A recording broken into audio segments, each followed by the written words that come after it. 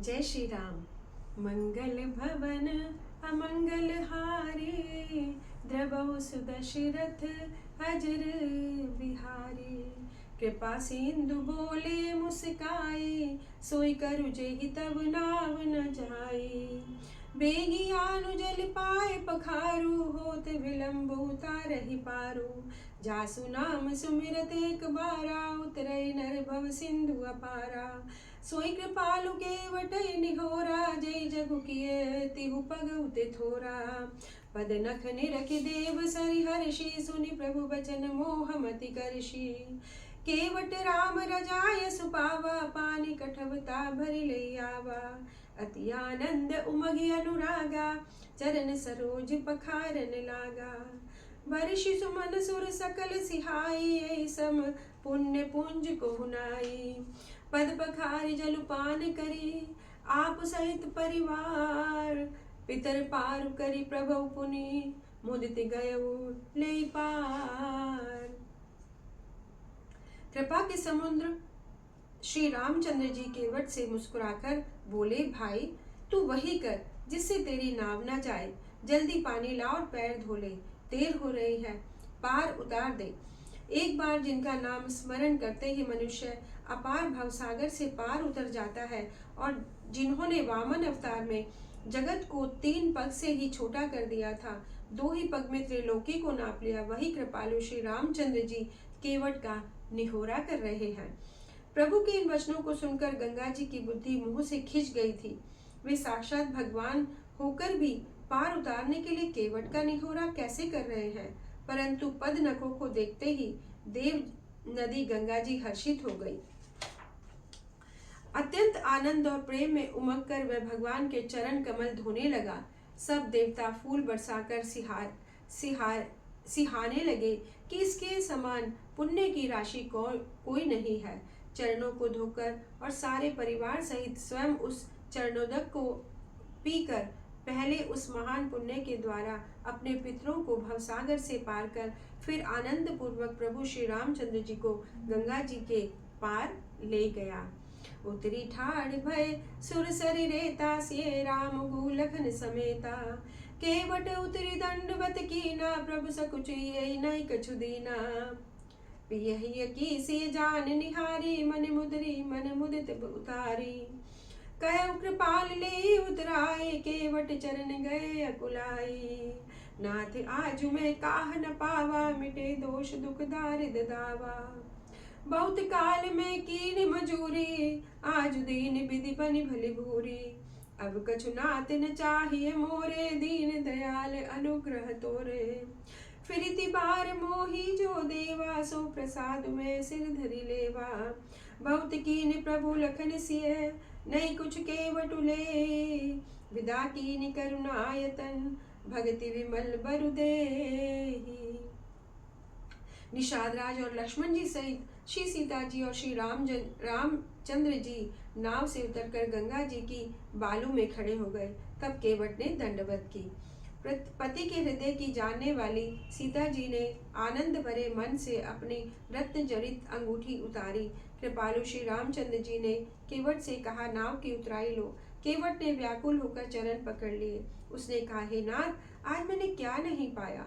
मेरे दोष दुख और दरिद्रता की आग आज बुझ गई है। मैंने बहुत समय तक मजदूरी की, विधाता ने आज बहुत अच्छी मजदूरी दी है। हे नाथ, हे दीन दयाल, आपकी कृपा से अब मुझे कुछ नहीं चाहिए। लौटती बार आप मुझे जो कुछ देंगे वह प्रसाद में सिर चढ़ा कर लूंगा। प्रभु राम जी, लक्ष्मण जी और सीता जी ने बहुत आग्रह किया, पर केवट ने कुछ नहीं लिया। तब करुणा के धाम श्री रामचंद्र जी ने निर्मल भक्ति का वरदान देकर उसे विदा किया। तब मज्जनु करी रघुकुल नाथा, पूजी पार्थिव नायउ माथा। सिय सुर सरे कयउ कर जोरी, मातु मनोरथ पुरब मोरी। पति देवर संग कुशल बहोरी, आय करौ जय पूजा तोरी।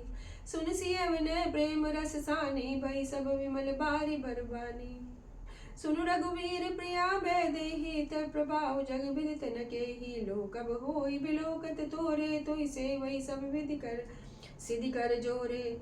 तुम जो हमारी बड़े विनय सुनाई, कृपा कीन मोहि दीन बढ़ाई। तदपि देव मैं देव असीसा, सफल होन हित निज भागीसा। प्राणनाथ देवर सहित कुशल कौशलाय, पूजै सब मन कामना, सुजव सुरहित रहै जग छाई। फिर रघुकुल के स्वामी श्री रामचंद्र जी स्नान करके पार्थिव पूजा की और शिव जी को सिर नवाया। सीता जी ने हाथ जोड़कर गंगा जी से कहा, हे माता, मेरा मनोरथ पूरा कीजिएगा, हे जिससे कि मैं पति और देवर के साथ कुशल पूर्वक लौट आकर तुम्हारी पूजा करूं। सीता जी की प्रेम रस में सनी हुई वाणी विनती सुनकर तब गंगा जी ने निर्मल जल में से श्रेष्ठ वाणी हुई, हे रघुकुल की प्रियतमा जानकी, सुनो, तुम्हारा प्रभाव जगत में किसे नहीं मालूम। तुम्हारी कृपा दृष्टि से लोग लोकपाल हो जाते हैं। सब सिद्धियां हाथ जोड़े तुम्हारी सेवा करती हैं। तुमने जो मुझको बड़ी विनती सुनाई, यह तो मुझ पर कृपा की और मुझे बढ़ाई दी है। हे देवी, मैं अपनी वाणी सफल होने के लिए तुम्हें आशीर्वाद दूंगी। तुम अपने प्राणनाथ और देवर सहित कुशल पूर्वक अयोध्या लौटोगी। तुम्हारी सारी मनोकामनाएं पूर्ण होंगी और तुम्हारा सुंदर यश जगत भर में छा जाएगा। गंग बचन सुनि मंगल मूला, मुदित सिय सुर सरि अनुकूला। तब प्रभु गुई कयो घर जाओ, सुनत सुख मुख भाव हृदाओ। जय बन जाय रह रघुराई, परन कुटी में कर बिसुहाई। तब मोहि कह जसि देव रजाई, सोई करऊ रघुबीर दुहाई। तब गणपति शिव सुमरि प्रभु, नाय सुरई मात। सखा अनुसिय सहित बन, गवनु कीनि रघुनाथ। मंगल के मूल गंगा जी के वचन सुनकर देव नदी को अनुकूल देखकर सीता जी आनंदित हुई। तब राम जी ने निषाद राजगुरु से कहा, भैया अब तुम घर जाओ। यह सुनते ही उसका मुख सूख गया और हृदय में दाह उत्पन्न हो गई। उसने कहा, हे महाराज, जिस वन में आप जाकर रहेंगे वहां मैं सुंदर पर्णकुटी बना दूंगा। तब मुझे आप जैसी आज्ञा देंगे वैसा ही मैं करूंगा। उसके स्वाभाविक प्रेम को देखकर राम जी ने उसको साथ ले लिया। इससे गुरु के हृदय में बड़ा आनंद हुआ। तब प्रभु रघुनाथ जी, गणेश जी और शिव जी का स्मरण करके तथा गंगा जी को मस्तक पर नवाकर निषाद राज, छोटे भाई लक्ष्मण और सीता जी सहित वन को चले। तेई दिन भयउ विटप तर बासु, लखन सखा सब कीन सुपासु। प्रात प्रात कृत करि रघुराई, तीरथ राज दीख प्रभु जाई। क्षेत्र अगम गढ़ गाढ़ सुहावा, सपने उनई प्रतिपच्छ पावा। सेन सकल तीरथ पर वीरा, कलशु अनेक दलन रणधीरा। संगम सिंहासनु सुटि सोहा, छत्रु अखय बट मुनि मन मोहा। चवर जमुन अरु गंग तरंगा, देखि होई दुख दारिद भंगा। सेवै सुकृति साधु सची, पावै सब मन काम। बंदी वेद पुराण गण, कई विमल गुण ग्राम। उस दिन पेड़ के नीचे निवास हुआ। लक्ष्मण जी और सखा गुहु ने सब सुव्यवस्था कर दी। प्रभु राम जी ने सवेरे प्रातःकाल सब क्रियाएं करके जाकर तीर्थों के राजा प्रयाग के दर्शन किए। प्रयाग क्षेत्र की ही दुर्गम, मजबूत और सुंदर किला है, जिसको स्वप्न में भी पाप रूपी शत्रु नहीं पा सकते। संपूर्ण तीर्थ ही उसके श्रेष्ठ और वीर सैनिक है, जो पाप की सेना को कुचल डालने वाले और बड़े रणधीर है। गंगा, यमुना, सरस्वती का संगम ही उसका अत्यंत सुशोभित सिंहासन है। अक्षयवट छत्र है, जो मुनियों के भी मन को मोहित कर लेता है। यमुना और गंगा जी की तरंगे उसके श्याम और श्वेत चंवर है, जिसको देखकर ही दुख और दरिद्रता नष्ट हो जाती है। पुण्य आत्मा, पवित्र साधु उसकी सेवा करते हैं और सब मनोरथ पाते हैं।